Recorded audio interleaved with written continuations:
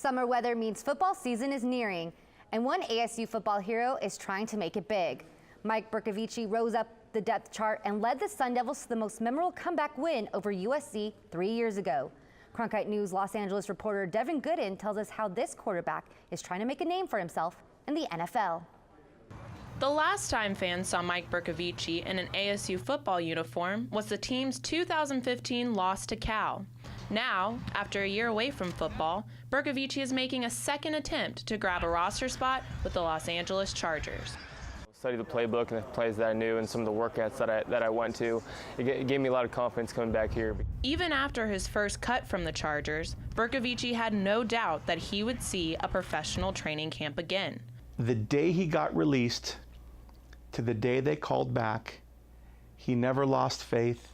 He continued to work because he knew he'd get a call back at some point. Didn't know when, but at some point he would. During his year away from the league, Bercovici started to prepare for life without football and improve his skills in a different field. He was being mentored by some commercial real estate folks out in Arizona, which he really enjoyed.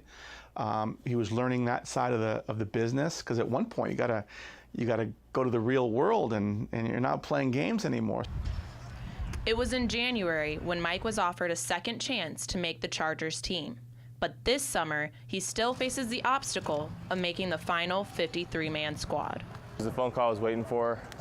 It was late in last week of the season, and the immediate reaction was like, this is the opportunity I want. Last year, the Chargers retained only 2 quarterbacks, longtime starter Phillip Rivers and former Oregon standout Kellen Clemens. But Bercovici enters this season confident he can make the team. Those guys have been here double-digit seasons in the NFL, and I'd really admire that. But in year 2, I want to be at that same level, the same command, and I think that guys respect that. In Los Angeles, Devin Gooden, Cronkite News. In short order, the Sun Devil grad will be tested when quarterbacks report to training camp on July 29th.